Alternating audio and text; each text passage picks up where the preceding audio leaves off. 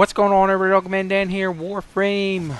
It is time to update Oberon again. This will actually be my 5th official Oberon update video that I've done through the years. I looked over at the wiki, and I've had an update for every time there's been some kind of a change to him, more or less. So now, with update 20, we have another build that's going to be working here. Or, in this case, I'm actually going to show you a couple different ways of doing things. And again, this is just variations on based how I play and how I like it, not specifically meta. You can do whatever you want, just keep that in mind, because I've said that for 4 years now, and I keep saying it, build it however you want. It is what it is. As long as it suits you, it is perfect.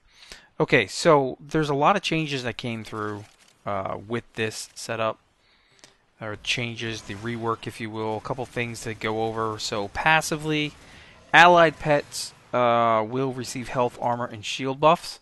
In addition to, let's say you're running a pet, your pet will have an instant revive per mission if you're using a pet. Okay, if you're not using a pet, it's fine. You don't get that. It doesn't get the instant revive. That's about the only loss there on the passive.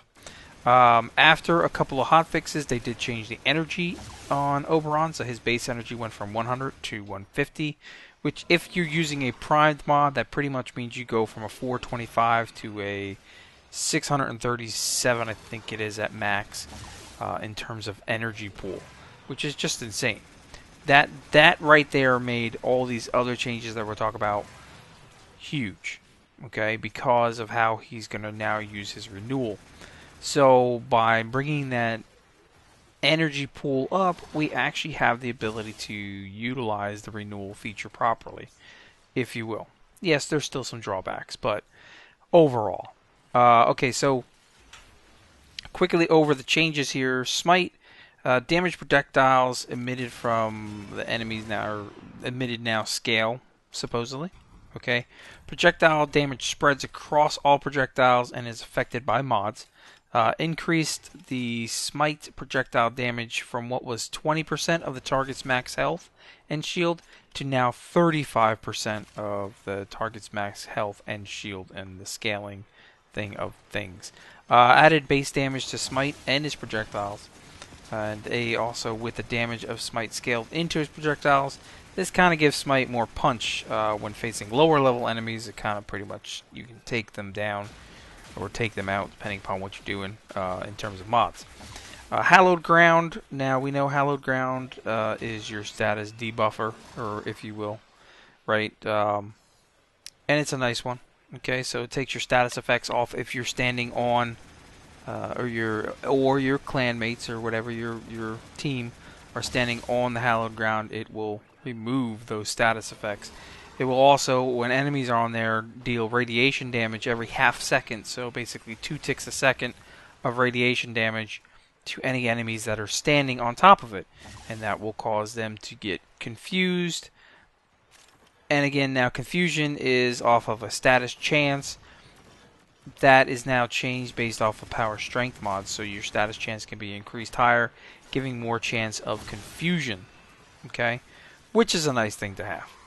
So you or your teammates standing on top of Hallowed Ground at any time will remove any type of status effects. So it's nice to have that out there. Doesn't necessarily have to be a really long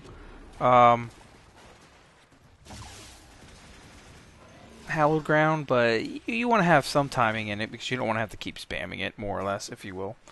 But it is there. Okay, so range is affected now by mods. Duration, of course, affected by mods. All these things are there. Status effect immunities applying to physical disabling effects such as knockdowns and staggers. It doesn't work still on Eximus, nauseous crawlers, that type of stuff, but it is still there, so it is a good one. Now, renewal has multi-purposes here. Okay. Renewal will now, it kind of works completely different than ever before. Okay, so they increased the animation speed so it casts faster. They changed to an expanding wave of healing instead of projectiles, so it expands out as it's healing. Whenever you're going to cast renewal on an ally that will be standing on, let's say, Hallowed Ground, it's going to activate Iron Renewal, and that's going to grant an armor boost for the entire heal process. And then once you turn off healing, if you manually turn off healing, because now it's a manual on-off type of thing, or if you run out of energy, the armor boost will be on a timer, and it will count down until that armor buff is removed. Renewal won't stop healing when a target is at full health now. It will continue to heal as long as it is active. So as long as you have energy and it is active and your allies have the buff on them, it will keep them healed for a percentage of whatever your mod setup is. They remove the heal over time, like I said, so now it's going to function more conventionally as a toggle, right?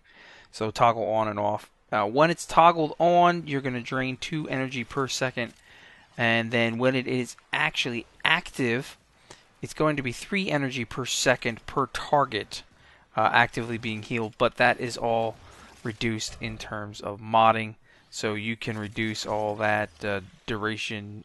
Shouldn't say duration, what am I saying? You can reduce the energy costs and such with modding. Okay, and we'll take a look at that here in just a few minutes in terms of power efficiency and power duration affecting that. Okay, now the thing is, with Renewal active, you can grab energy from energy orbs, but nothing else will give you energy unless you're running a Rage mod. Rage will redo energy for you as well. Those are the only 2 ways to actually gain energy back now when you have Renewal on as a constant. But having it on as a constant means that as long as your teammates have gone by you and have picked up your buff, your Renewal buff, they will be able to pretty much keep healed at all times as long as you can maintain. So that's something to talk about, right? Something that we have to think about when we're making our build. As well as the armor buff increase, which is a nice thing that they can keep the Iron Renewal on, again, as long as they've stood on hallowed ground when you drop the Renewal and picked up that buff, they will keep that armor buff on top of them. Okay? So for frames that don't have much armor, they're going to get a nice amount of armor. For frames that already have a nice amount of armor, they're going to get even that much more armor, which is a nice thing. In terms of the Reckoning mod, or the Reckoning ability, we know what this does. This deals impact and radiation damage, always has. It will deal extra damage to enemies that are affected by radiation statuses, of course. And then enemies that die from this, no difference, will have a chance to drop a health orb, always a nice thing to have. You can use that health conversion mod if you want to put it into your build. That would allow you to convert that health, I believe, to energy, if it is. I don't remember what it is, but I was playing around with it a couple times, and it's pretty decent on lower levels. It doesn't really do too much on the higher levels because you're not able to kill the enemies on the higher levels with Reckoning. It's more used for CC abilities. The base damage, of course, is affected by power strength, power range now. Affected enemies that survive the knockdown become confused. We know they have the blinding radial blind basically on it within a certain range. Again, surviving targets, and this is where hallowed ground comes into play again, that are standing on hallowed ground when affected by Reckoning will actually have their armor permanently reduced by 30%. So hallowed ground is your main thing in terms of setting up, and anytime you have the enemies on top of there, that's where everything comes to play with Renewal. That's where everything comes to play with the Reckoning. So it's all in terms of synergizing. I don't know if it's the best synergizing, but it is in terms of synergizing. You have to think about what you're doing. Now that you've concepted all of those changes, and we're already 10 minutes into this, let's go over the actual setups that I've got for you so you can understand what's going on with this. Okay, now the next part. Okay, so I've got 3 setups made here, and I just want to showcase all 3 of them, but at the same time, I want to show you the ability changes, so that's how we're gonna go back and forth here. Bear with me for a few minutes. I want to make sure when I make this video that I kind of explain as much of why I did what I did, and hopefully it helps you out at least in terms of understanding some stuff. I mean, Oberon's my main frame. It has been for years now since he was released, but again, it doesn't necessarily follow the meta, and it may or may not be for you. I am not going to be arguing with anyone regarding that in comments as to, oh, your build sucks or this and that, okay? So just, this is how I do it, and it's just the way it is. So, upgrades. Now, for naming's sake, I made it easy for people to understand Grineer Infested, Corpus, and Solo, okay? Auras, you can do what you want. Corrosive Projection, Shield Disruption, Energy Siphon, Enemy Radar. These are the dash polarity slots, and depends upon how you're going to play, whether you're playing team-based, whether you're playing solo, that type of stuff. Okay. Now, on this Grineer Infested setup, I'm actually using Corrosive Projection. The 30% armor reduction. Now, in terms of Infested, we're talking about the Swarmed Mutalisk Moa that does a armor buff to enemies that have armor, so this will help reduce some of that buffing. Got it? Okay. In this case, I chose Power Drift, extra 15% power strength on here, and 30% chance to resist knockdown. Now, you know me, in the past, I used to have Sure-Footed on here as well, giving a 90% knockdown resistance, but we're changing things up entirely on how we play him here, and Hallowed Ground is our mainstay on things, okay? Don't look at the 6 Forma. I had to move some stuff around, change some polarities that I had on here in the past. So that's just where we've done. I changed the D slot to a V slot, that type of thing. So this is because I've used him so long that I want to keep constantly keeping things up to date. Now, on here we're looking at some pretty decent numbers. Now we're going to go Transient Fortitude and Intensify to get that 195% power strength. Okay, now that's going to give you a power duration negative effect, but we've got prime continuity up here, so that still keeps us a positive, giving us an effective 25 seconds of duration, which is more than enough, and I'll show you in a moment here. If I wanted to raise that up higher, I could. Same thing here. If I wanted to raise that up higher, I could. It just offset itself as well anyway. Prime flow, of course, at 250 for me, one below max, so that gives me a 600 power pool. Energy pool, if you will, that is perfect for my needs. Now again, in this case, we are going to use Rage, converting 40% of damage on health to energy. And since we are doing that, we're sticking with Vitality and Steel Fiber. No need for Prime Vigor here because we want to keep our shields low in that case, so that way we can get that damage. Now, we do get overshields from me using my Taxon, but that's okay. We can still make this work out just fine the majority of the time. Not a big issue. And of course, I'm going to use Streamline on here. Streamline giving me that extra power efficiency. Range at just a standard 100%. Okay, so looking at the A build, or the Grineer build, the only difference between the Grineer and the Corpus build here, okay, is that if it comes up, I'm going to use shield reduction or disruption here, which is going to give me the enemy shield reduction, 24% shield capacity against the Corpus units. And that's basically the difference for me in the two builds. Okay? No difference otherwise. And this has been working for me just fine everywhere I go. So, with that, let's take a look at what these two show me here. So we've brought, if we take off our view stats without mods, we can see where we're at here. Initial damage of 500 on the smite, our angle, our damage on the Hallowed Ground. Armor buff is 200 at max here.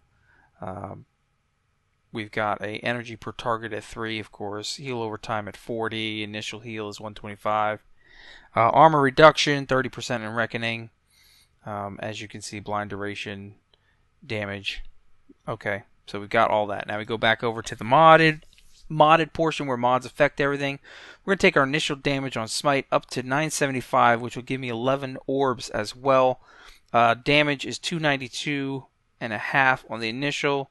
The percentage is at 35%. My range is going to stay what would normally be at the 100% range. My angle on Hallowed Ground, because we're not using any more range, is still 180 degrees. But my damage is up to 195, so almost doubled. Duration at 25 seconds. The radius, again, is still where it's at. Status chance up to 29. So I went from a 15 to a 29% chance of confusion, which works out well anyway, because when you drop smite on it, when they're on hallowed ground, yeah, they're getting their confusion. Now the big change here is renewal. The armor is at 390 max. Okay, that's where I'm at on this. Now bleed out has been changed up to a 56% of bleed out slowing. Their buff duration at 25 seconds. Oh, come on, Lotus. Duration is 2 seconds. Our energy per second at 1.12. Our energy per target is just about half at a 1.68. But our heal over time is brought up to a 78 with the initial heal at 243. So this right here is pretty good. It's going to keep your team alive for the most part once they've received your renewal buff. And if you can keep it active, that's going to be a good setup with a 390 armor increase and a 78 heal over time with that initial. Okay? Then finally on Reckoning, we're going to see our armor reduction that was 30% initially is now 58% with our mods.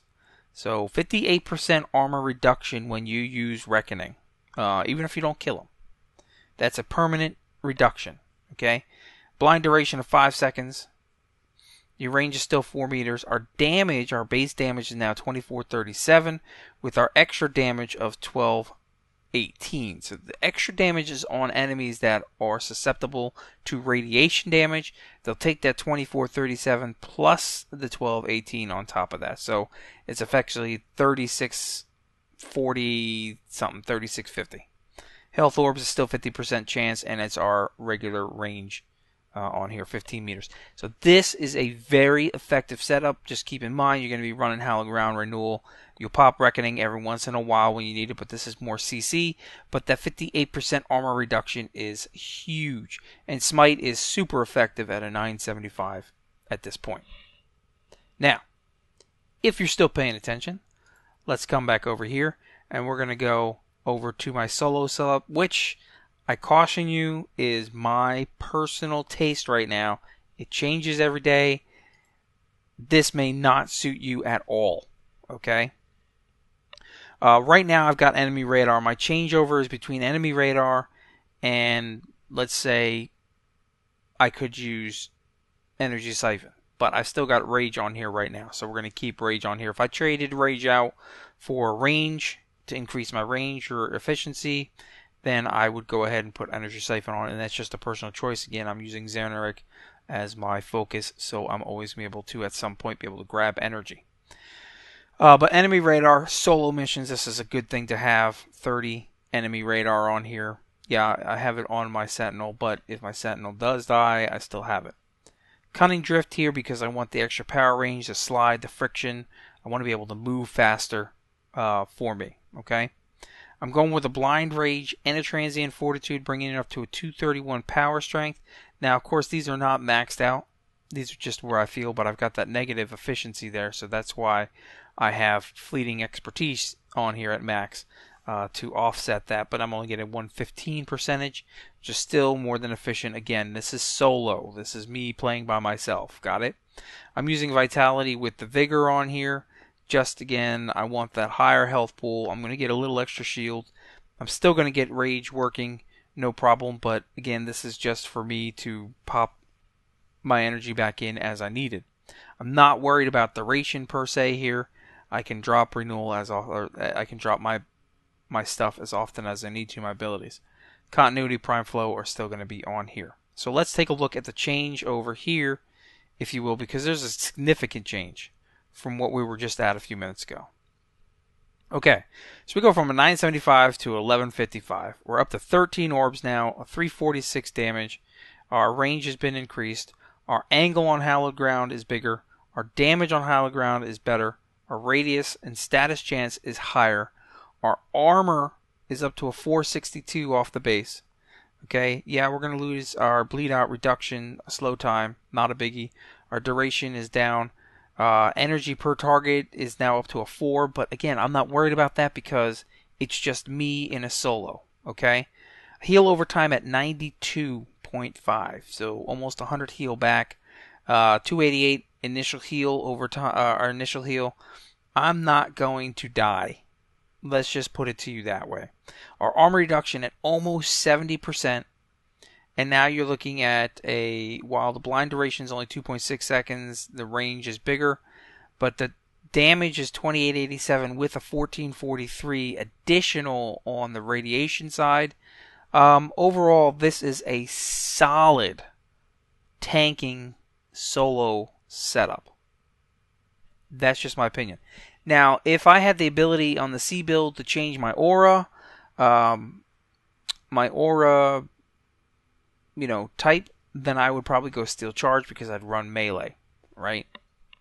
And the reason I say that is because you rack the Dark Dagger, if you will. Okay? This gets bonus from that radiation. Remember that. So this gets the bonuses from the radiation. Take a look over on the wiki for you to fully understand what I mean by that. But that's going to be a helpful setup, and you rack the Dark Dagger as your primary melee weapon, if you will, to synergize with Oberon. But if I had the ability to change the type of mod on here on my solo, I would change this to a V slot and put in my Steel Charge for melee damage. But since we can't have builds completely separate A, B, C, we just have to work with what we've got. So that's where I'm at with this for now. Comments, questions below. Hopefully I helped you guys out understanding some stuff. Go ahead, try it out, play with it, see what you think. Let me know. Especially with the solo one, if it works for you, because I know it works for me, and it's a heavy tanking thing for me, so it's just the way it is. Yeah, you can change Prime Vigor. You could go ahead and put Armored Agility in there. You could put Steel Fiber in there if you want to. But overall, the changes on what I can do solo by myself are phenomenal. Until next time, thanks for tuning in. I'll see you soon.